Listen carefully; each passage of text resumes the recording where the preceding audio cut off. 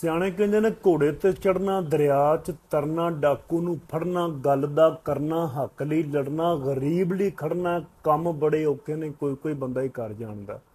ਔਰ ਜਿਹੜੀ ਗੱਲਬਾਤ ਮੈਂ ਤੁਹਾਡੇ ਨਾਲ ਸਾਂਝੀ ਕਰਨ ਲੱਗਾ, ਬੜੇ ਸਾਰੇ ਲੋਕਾਂ ਨੂੰ ਮੇਰੀ ਇਸ ਗੱਲ ਤੇ ਮੇਰੇ ਨਾਲ ਇਖਤਲਾਫ ਵੀ ਹੋਣਗੇ ਔਰ ਕਈ ਲੋਕ ਮੈਨੂੰ ਇਹਦੇ ਤੇ ਮਾੜਾ ਚੰਗਾ ਵੀ ਬੋਲਣਗੇ, ਪਰ ਫਰਕ ਨਹੀਂ ਪੈਂਦਾ, ਬੋਲੀ ਜਾਣ, ਕਿਉਂਕਿ ਆਪੋ ਆਪਣੀ ਸੋਚ ਦੀ ਗੱਲ ਹੈ, ਆਪੋ ਆਪਣੇ ਜ਼ਰਫ ਦੀ ਗੱਲ ਹੈ। ਤੁਸੀਂ ਵੀਡੀਓ ਐਂਡ ਤੱਕ ਪੂਰੀ ਵੇਖਣਾ, ਤੁਹਾਨੂੰ ਗੱਲ ਦੀ ਵੰਡ ਸਮਝ ਆਊਗੀ ਕਿ ਪਿਛਲੇ ਦਿਨਾਂ ਦੇ ਵਿੱਚ ਸਿੰਧ ਦੇ ਵਿੱਚ ਇੱਕ ਊਂਠਣੀ ਦੀ ਲੱਤ ਵੱਢ ਦਿੱਤੀ ਜਾਂਦੀ ਹੈ ਔਰ ਉਹ ਗੱਲ ਸੋਸ਼ਲ ਮੀਡੀਆ ਤੇ ਜੰਗਲ ਦੀ ਅੱਗ ਵਾਂਗੂ ਫੈਲ ਜਾਂਦੀ ਹੈ। ਔਰ ਜਿੰਨੇ ਰੋਟੀਆਂ ਸੇਕਣ ਵਾਲੇ ਯੂਟਿਊਬਰ ਨੇ, ਵਲੌਗਰ ਨੇ, ਐਨੀਮਲ ਰਾਈਟਸ ਦੀਆਂ ਤਨਜ਼ੀਮਾਂ ਨੇ, NGOs ਨੇ, ਬੁੜੀਆਂ ਬੰਦੇ ਇਕੱਠੇ ਹੋ ਕੇ ਉੱਥੇ ਪੁੱਜਦੇ ਆ।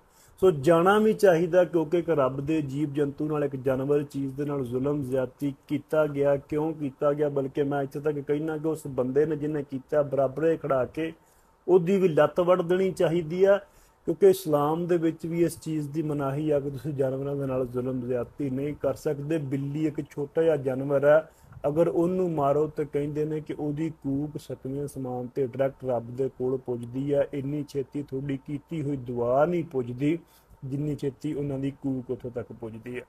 ਪਾਕਿਸਤਾਨ ਦੇ ਆਇਨ ਕਾਨੂੰਨ ਦੇ ਵਿੱਚ ਵੀ ਬੇਜ਼ੁਬਾਨ ਜਾਨਵਰਾਂ ਦੇ ਨਾਲ ਜ਼ੁਲਮ ਕਰਨ ਤੇ ਮਨਾਹੀ ਹੈ। ਵੱਖੋ ਵੱਖ ਐਨੀਮਲ ਪ੍ਰੋਟੈਕਟ ਐਕਟ ਜਿਹੜੇ ਬਣੇ ਹੋਏ ਨੇ, 1890 ਦੇ ਵਿੱਚ ਇੱਕ ਬਣਿਆ, 1971 ਦੇ ਵਿੱਚ ਇੱਕ ਬਣਿਆ, 2021 ਦੇ ਵਿੱਚ ਬਣਿਆ। ਸੋ 5-5 ਸਾਲ ਕੈਦ ਕਿਹਾ ਗਿਆ। ਮੈਂ ਕਹਿੰਦਾ ਕਿ ਇਸ ਬੰਦੇ ਨੂੰ 5 ਸਾਲ ਕੈਦ ਤੇ 5 ਲੱਖ ਰੁਪਇਆ ਜੁਰਮਾਨਾ ਔਰ ਇਹਦੀ ਲੱਤ ਵੀ ਵੱਢ ਦੇਣੀ ਚਾਹੀਦੀ ਹੈ। ਪਰ ਸਵਾਲ ਇਹ ਮੈਂ ਪੁੱਛਣਾ ਇਹ ਚਾਹੁੰਦਾ ਕਿ ਊਂਠਣੀ ਦੀ ਲੱਤ ਅਫਜ਼ਲ ਹੋਊਗੀ ਉਹਨਾਂ ਹਿੰਦੂ ਕੁੜੀਆਂ ਤੋਂ ਜਿਨ੍ਹਾਂ ਨੂੰ ਚੱਕਿਆ ਗਿਆ, ਜਿਨ੍ਹਾਂ ਦੇ ਨਾਲ ਜ਼ੁਲਮ ਜ਼ਿਆਦਤੀ ਕੀਤਾ ਗਿਆ ਔਰ ਧੱਕੇ ਨਾਲ ਉਹਨਾਂ ਦੇ ਧਰਮ ਬਦਲੇ ਗਏ। ਹਿੰਦੂ ਇਸ ਧਰਤੀ ਦੇ ਅਸਲ ਵਾਸੀ ਸੀ। ਕਰੋੜ ਤੋਂ ਵੱਧ ਹਿੰਦੂ ਸਿੰਧ ਦੇ ਵਿੱਚ ਰਹਿੰਦੇ ਹੁੰਦੇ ਸੀ, ਲੇਕਿਨ ਅੱਜ ਹਿੰਦੂ ਉੱਥੇ ਲੱਭਿਆ ਨਹੀਂ ਲੱਭਦੇ। ਜਾਂ ਤਾਂ ਉੱਥੋਂ ਮੂਵ ਹੋ ਗਏ ਜਾਂ ਉਹਨਾਂ ਆਪਣੇ ਧਰਮ ਬਦਲਿਆ। ਇਸ ਧੱਕੇ ਤੋਂ, ਇਸ ਵਡੇਰਾਸ਼ਾਹੀ ਨਿਜ਼ਾਮ ਤੋਂ, ਇਸ ਜ਼ੁਲਮ ਤੋਂ, ਇਸ ਜ਼ਬਰ ਤੋਂ ਅਸੀਂ ਐਜ਼ ਏ ਕੌਮ, ਜਿਵੇਂ ਅਸੀਂ ਇਹਦੇ ਵਾਸਤੇ, ਊਂਠਣੀ ਵਾਸਤੇ, ਇਹਦੀ ਲੱਤ ਵਾਸਤੇ ਬੋਲੇ ਹਾਂ, ਊਂਠਣੀ ਦੇ ਕੋਲ ਪੁੱਜੇ ਹਾਂ, ਕਰਾਚੀ ਦੇ ਵਿੱਚ ਘਰ ਵੀ ਲੈ ਕੇ ਦਿੱਤਾ। ਮੈਂ ਅੱਜ ਵੀ ਹੱਕ ਦੇ ਵਿੱਚ ਗੱਲ ਕਰੂੰਗਾ ਊਂਠਣੀ ਦੇ, ਲੇਕਿਨ ਮੈਂ ਇਹ ਪੁੱਛਣਾ ਚਾਹੁੰਦਾ ਕਿ ਅਸੀਂ ਐਜ਼ ਏ ਕੌਮ ਉਹਨਾਂ ਹਿੰਦੂ ਕੁੜੀਆਂ ਵਾਸਤੇ ਕਦੋਂ ਬੋਲਾਂਗੇ ਜਿਨ੍ਹਾਂ ਦੇ ਨਾਲ ਜ਼ੁਲਮ ਜ਼ਿਆਦਤੀ ਪਿਛਲੇ ਕਈ ਸਾਲਾਂ ਤੋਂ ਹੁੰਦਾ ਪਿਆ। ਪੰਜਾਬੀ ਦੇ ਵਿੱਚ ਕਹਿੰਦੇ ਹੁੰਦੇ ਨੇ ਕਿ ਸਾਡੀ ਲੂਹ ਲੈ ਕੇ ਬੈਠੇ ਨੇ। ਉਹ ਸਾਡੀ ਲੂਹ ਲੈ ਕੇ ਬੈਠੇ ਨੇ, ਉਹ ਪਾਕਿਸਤਾਨ ਦੀ ਟੈਰੀਟਰੀ ਦੇ ਵਿੱਚ ਬੈਠੇ ਨੇ, ਉਹ ਸਾਡੇ ਅੰਡਰ ਬੈਠੇ ਹੋਏ ਨੇ। ਅਸੀਂ ਮੈਜੋਰਟੀ ਦੇ ਵਿੱਚ ਹਾਂ, ਉਹ ਮਿਨੋਰਟੀ ਦੇ ਵਿੱਚ ਨੇ। ਸਾਡਾ ਜ਼ੁੰਮਾ ਇਹ ਵੇ ਕਿ ਅਸੀਂ ਉਹਨਾਂ ਦੀ ਹਿਫਾਜ਼ਤ ਕਰੀਏ, ਲੇਕਿਨ ਅਸੀਂ ਹੀ ਉਹਨਾਂ ਦੇ ਨਾਲ ਜ਼ੁਲਮ ਜ਼ਿਆਦਤੀ ਕਰ ਰਹੇ ਹਾਂ। ਕਿਉਂ ਕਰ ਰਹੇ ਹਾਂ? ਪਾਕਿਸਤਾਨ ਇੱਕ ਲਿੰਗੁਇਸਟਿਕ ਰਿਲੀਜੀਅਨ ਡਾਇਵਰਸਿਟੀ ਰੱਖਣ ਵਾਲਾ ਮੁਲਕ ਹੈ।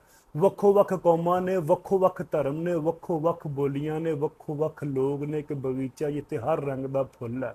ਮੈਂ ਇਹ ਗੱਲ ਕਰਨਾ ਕਿ ਕੋਈ ਬੰਦਾ ਤੁਹਾਡੇ ਧਰਮ ਦੇ ਵਿੱਚ ਆਪਣੀ ਮਰਜ਼ੀ ਨਾਲ ਆਉਂਦਾ ਹੈ ਤੇ ਤੁਸੀਂ ਉਹਨੂੰ ਲਿਆਓ, ਉਹਨੂੰ ਪ੍ਰੋਟੈਕਟ ਕਰੋ, ਉਹਦੇ ਨਾਲ ਖਲੋਵੋ, ਉਹਨੂੰ ਕਹੋ ਕਿ ਹਾਂ ਬਾਈ ਤੇਰੇ ਨਾਲ ਆ, ਕੋਈ ਚੱਕਰ ਨਹੀਂ, ਤੇਰੀ ਆਈ ਅਸੀਂ ਚੱਲਾਂਗੇ। ਲੇਕਿਨ ਡਾਂਗ ਦੇ ਜ਼ੋਰ ਤੇ ਤੁਸੀਂ ਕਿਸੇ ਨੂੰ ਆਪਣਾ ਧਰਮ ਕਿਉਂ ਐਕਸੈਪਟ ਕਰਵਾਉਂਦੇ ਹੋ? ਇਸਲਾਮ ਵੀ ਇਸ ਚੀਜ਼ ਦੀ ਮਨਾਹੀ ਕਰਦਾ ਕਿ ਤੁਸੀਂ ਕਿਸੇ ਦੇ ਝੂਠੇ ਖੁਦਾ ਨੂੰ ਵੀ ਝੂਠਾ ਨਾ ਕਹੋ, ਕੱਲ ਨੂੰ ਉਹ ਤੁਹਾਡੇ ਸੱਚੇ ਖੁਦਾ ਨੂੰ ਝੂਠਾ ਨਾ ਕਹੋ। ਕਿਸੇ ਨੂੰ ਧੱਕੇ ਨਾਲ ਤੁਸੀਂ ਇਸ ਪਾਸੇ ਨਾ ਲੈ ਕੇ ਆਓ, ਅੰਦਰੋਂ ਕੋ ਆਪਣੇ ਦਿਲ ਤੋਂ ਈਮਾਨ ਲੈ ਕੇ ਆਉਂਦਾ ਤੇ ਉਹਨੂੰ ਲੈ ਕੇ ਆਉਂਦੇ। ਲੇਕਿਨ ਅਸੀਂ ਕਿਉਂ ਕਰਦੇ? ਮੈਂ ਇਹ ਗੱਲ ਕਰਨਾ ਚਾਹੁੰਦਾ ਕਿ ਊਂਠ ਦੀ ਲੱਤ ਅਫਜ਼ਲ ਹੋ ਗਈ ਉਹਨਾਂ ਪੰਜਾਬੀਆਂ ਤੋਂ ਜਿਹੜੇ ਹੁਣ ਤੱਕ ਸਿੰਧ ਦੇ ਵਿੱਚ ਕਤਲ ਹੁੰਦੇ ਆਏ ਨੇ ਔਰ ਜਿਹੜੇ ਬਲੋਚਿਸਤਾਨ ਦੇ ਵਿੱਚ ਪਿਛਲੇ ਡੰਗਾਂ ਦੇ ਵਿੱਚ ਕਤਲ ਹੋਏ ਨੇ। ਕੁਝ ਰਹੀਮ ਯਾਰ ਖਾਨ ਦੇ, ਕੁਝ ਸਾਦਕਾਬਾਦ ਦੇ, ਕੁਝ ਮੰਡੀ ਬਹਾਉਦੀਨ ਦੇ, ਕੁਝ ਮੀਆਂ ਚੰਨੂ ਦੇ ਮਜ਼ਦੂਰ ਗਰੀਬ, ਇੱਕ ਇੱਕ ਬੰਦਾ ਜਿਨ੍ਹਾਂ ਦੇ ਪਿੱਛੇ 4-4 5-5 ਬੱਚੇ ਨੇ ਔਰ ਵਾਹਦ ਇੱਕ ਇੱਕ ਮੁੰਡਾ, ਠੀਕ ਹੈ, ਘਰ ਦੇ ਵਿੱਚੋਂ ਕਤਲ ਹੋਏ ਨੇ। ਵਾਹਦ ਕਫੀਲ ਸੁਣ ਆਪਣੇ ਘਰਾਂ ਦੇ। ਅਸੀਂ ਉਹਨਾਂ ਵਾਸਤੇ ਕਦੀ ਆਵਾਜ਼ ਚੱਕੀ ਆ? ਅਸੀਂ ਕਦੋਂ ਇਕੱਠੇ ਹੋ ਕੇ ਉਹਨਾਂ ਵਾਸਤੇ ਆਵਾਜ਼ ਚੱਕਾਂਗੇ? ਔਰ ਅੱਜ ਵੀ ਇਸ ਊਂਠਣੀ ਦੀ ਵੱਡੀ ਹੋਈ ਲੱਤ ਨੂੰ ਇੱਕ ਪੰਜਾਬੀ ਦੇ ਜ਼ਿੰਮੇ ਲਾ ਰਹੇ ਨੇ ਕਿ ਜਾਫਰ ਨਾਮੀ ਪੰਜਾਬੀ ਆ, ਉਹਦੇ ਕੋਲੇ ਸਿੰਧੀ ਗੁਲਾਮ ਰਸੂਲ ਦੀ ਜ਼ਮੀਨ ਠੇਕੇ ਤੇ ਆ ਤੇ ਠੇਕੇਦਾਰ ਨੇ ਊਂਠਣੀ ਦੀ ਲੱਤ ਵੱਡੀ ਹੈ। ਉਸ ਮੁੱਦੇ ਨੂੰ ਲਸਾਨੀਅਤ ਵੱਲ, ਕੌਮ ਪ੍ਰਸਤੀ ਵੱਲ ਔਰ ਸਬਾਈਅਤ ਵੱਲ ਲਿਆ ਕੇ ਔਰ ਕਿਹਾ ਜਾ ਰਿਹਾ ਕਿ ਉਸ ਜਾਫਰ ਪੰਜਾਬੀ ਨੂੰ ਇੱਥੋਂ ਕੱਢੋ, ਉਹਨੂੰ ਮਾਰੋ, ਯਾਨੀ ਕਿ ਇੱਕ ਹੋਰ ਪੰਜਾਬੀ ਨੂੰ ਇੱਥੋਂ ਮਾਰਨ ਕੁੱਟਣ ਦੀਆਂ ਜਿਹੜੀਆਂ ਸਲਾਹਾਂ ਤੇ ਗੱਲਾਂ ਜਿਹੜੀਆਂ ਨੇ ਉਹ ਚੱਲ ਰਹੀਆਂ ਨੇ। ਅੱਜ ਪੋਸਟਾਂ ਕਰ ਰਹੇ ਆ ਕਿ ਊਂਠ ਦੀ ਲੱਤ ਅਫਜ਼ਲ ਹੋ ਗਈ ਫਲਸਤੀਨ ਦੇ ਬੱਚਿਆਂ ਤੋਂ, ਕਸ਼ਮੀਰ ਦੇ ਬੱਚਿਆਂ ਤੋਂ ਜਾਂ ਕਸ਼ਮੀਰੀਆਂ ਤੋਂ। ਸਾਨੂੰ ਇਸ ਚੀਜ਼ ਦਾ ਦੁੱਖ ਹੈ ਕਿ ਉਹ ਸਾਡੇ ਮੁਸਲਮਾਨ ਭਰਾ ਨੇ, ਉਹਨਾਂ ਦੇ ਨਾਲ ਜ਼ੁਲਮ ਜ਼ਿਆਦਤੀ ਕੀਤਾ ਜਾ ਰਿਹਾ। ਫਲਸਤੀਨ ਦੇ ਵਿੱਚ ਵੀ ਜ਼ੁਲਮ ਜ਼ਿਆਦਤੀ ਕੀਤਾ ਜਾ ਰਿਹਾ, ਪਰ ਗੁਰੂਓ ਅਸੀਂ ਕੁਝ ਵੀ ਨਹੀਂ ਕਰ ਸਕਦੇ ਦੁਆ ਕਰਨ ਤੋਂ ਸਿਵਾ। ਸਾਡੀ ਪਾਕਿਸਤਾਨੀਆਂ ਦੀ ਐਡੀ ਔਕਾਤ ਹੀ ਕੋਈ ਨਹੀਂ ਗੀ, ਔਰ ਨਾ ਜਾ ਕੇ ਅਸੀਂ ਉੱਥੇ ਸੁਲ੍ਹਾ ਸਫਾਈ ਕਰਵਾ ਸਕਦੇ ਹਾਂ, ਲੜਾਈ ਡੱਕ ਸਕਦੇ ਹਾਂ, ਅਸੀਂ ਐਡੇ ਵੱਡੇ ਸਾਲਸ ਵੀ ਕੋਈ ਨਹੀਂ।